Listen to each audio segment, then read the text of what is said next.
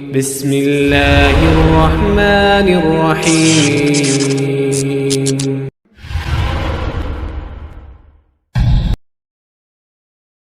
Saya mencoba membedah kitab-kitab, bermajlis dengan para ulama, bermulazamah dengan ulama ahli hadis, dan saya pastikan kepada mereka akhirnya urutan berikut insyaallah taala urutan yang lebih banyak dipegang oleh para ulama-ulama ahlus sunnah wal jamaah dari hadis-hadis yang sahih bahkan mutawatir. 10 tanda besar kiamat. Yang awal, bumi dibungkus oleh dukhan. Bumi dibungkus oleh dukhan. Gelap bumi ini selama 40 hari 40 malam. Dukhan. Dukhan. Ya. Dukhan. Dukhan ini adalah kabut asap, kabut debu yang sangat panas dan sangat tebal. Saking panasnya, kata Rasulullah SAW, orang-orang kafir sampai melepuh kulit mereka. La ilaha illallah, panasnya. Dan dari lubang hidung mereka mengeluarkan asap, dari mulut mereka mengeluarkan asap, dari lubang dubur mereka juga mengeluarkan asap. Mata mereka seperti mau lepas dan keluar dari sarangnya. Telinga mereka seperti mau pecah, jantung mereka seperti panas terbakar. Orang-orang kafir. Dan orang-orang yang beriman hanya imannya menyimpang. Orang-orang Islam yang hobi buat dosa dan maksiat, kata Rasulullah sallallahu alaihi wasallam, mereka sama tersiksanya seperti orang kafir. Akan tetapi umatku yang beriman, imannya lurus dan amal soleh mereka banyak sebelum itu terjadi, mereka aman. Saat dukhan sudah lenyap, matahari kembali nampak, orang-orang yang beriman dan yang amal solehnya banyak sebelum kejadian itu hanya seperti terserang flu dan demam saja. Kulitnya utuh, tubuhnya utuh, dia sehat, dia selamat, hanya seperti terserang flu dan demam saja. Tapi orang kafir, orang Islam yang hobi berzina sebelum kejadian itu, orang Islam yang hobi minum minuman keras, orang Islam yang hobi menelantarkan salat, orang Islam yang hobi durhaka kepada kedua orang ibu bapaknya, orang Islam yang masih hobi makan riba, orang-orang Islam yang masih banyak berbuat dosa dan maksiat, dia sama tersiksanya seperti orang-orang kafir. La haula wala quwata illa billah. Dukhan ini 40 hari 40 malam. Bumi ini gelap gulita. Kalian tidak mampu membedakan kapan siang, kapan malam. Bahkan salah seorang di antara kalian mencoba mendekatkan telapak tangannya ke arah wajah, lam yakad yaraha, tak mampu melihat apa-apa saking tebalnya dukhan itu. La haula wala quwata illa billah. Kaum muslimin yang kami muliakan, setelah dukhan hilang, lenyap, apa kejadian? Besok harinya manusia dikejutkan dengan musibah lanjutan. Semua teknologi sudah berhenti. Semua teknologi sudah berakhir.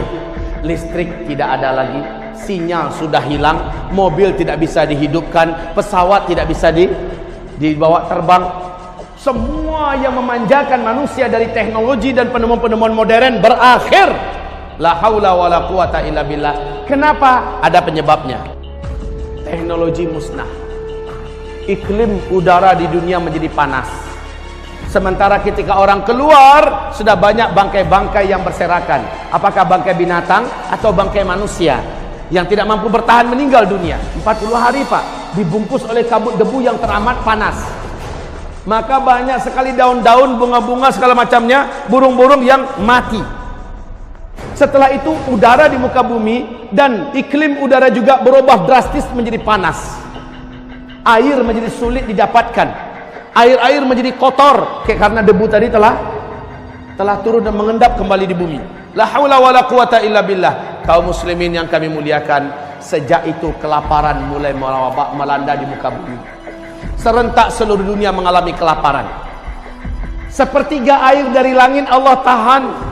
Sepertiga tanam-tanaman di muka bumi Allah biarkan mati. Kekurangan pakan secara global, serentak di muka bumi kekurangan makanan. Tahun esoknya lagi, tahun kedua, 2/3 air dari langit Allah tahan. 2/3 tanam-tanaman dan hewan yang dapat dimakan, hewan ternak yang dapat dimakan di bumi Allah biarkan mati. 2 kali lipat daripada tahun yang lalu, Pak. Beratnya hidup, kelaparan semakin merajalela di seluruh dunia. Anak-anak kecil banyak bergelimpangan, orang-orang dewasa juga sudah putus asa.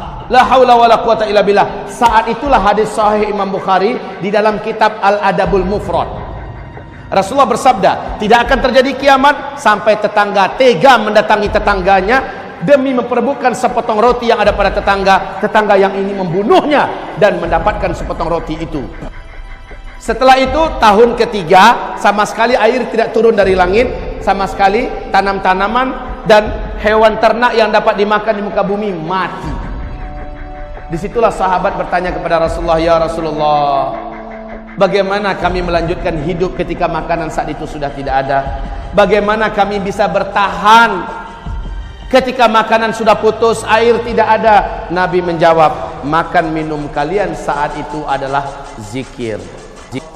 Kalian baca terus, niatkan untuk mengenyangkan perut kalian, Allah akan kenyangkan perut kalian. Niatkan ganti minum, maka Allah hilangkan dahaga kalian. Niatkan untuk menguatkan fisik kalian, Allah kuatkan fisik kalian. Zikir adalah makanan kalian, zikir adalah minuman kalian.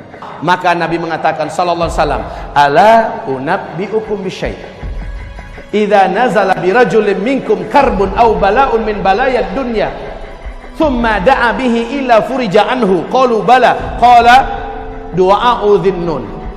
Mau enggak kalian saya ajarkan suatu amalan, suatu bacaan, apabila kalian mau membacanya, kalian mau mengamalkannya, maka tidak ada musibah seberat apapun yang datang kepada kalian, tidak ada satu bencana sehebat apapun yang menimpa kalian, melainkan kalian kalau membaca ini, kalian amalkan ini, Allah akan selamatkan kalian, Allah akan bebaskan kalian dari bencana tersebut. Mau, kata Rasul?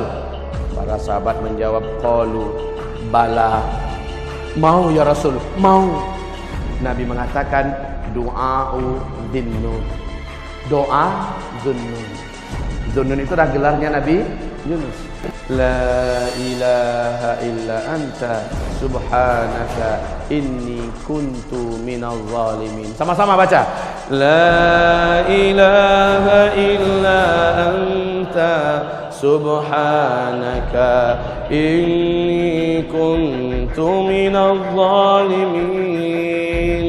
Terdengar zikir itu membumbung ke arasy Allah, mengguncang arasy Allah. Lalu Allah perintahkan para malaikat turun, kalian periksa siapa yang berzikir itu. Allah Maha tahu, tapi Allah ingin beberkan ini kepada makhluk sampai hari kiamat. Malaikat periksa, ternyata zikirnya Nabi Yunus. Maka kata Rasulullah, siapa yang berzikir dengan zikir Nabi Yunus, apapun musibah yang dihadapinya dalam hidup, Allah pasti akan lepaskan dia dari musibah itu. Kesulitan apapun yang dia hadapi dalam hidup, dia zikirkan ini dengan zikir yang sebanyak-banyaknya, Allah akan bebaskan dia dari kesulitan hidup itu. Zikir ini dibaca terus menerus.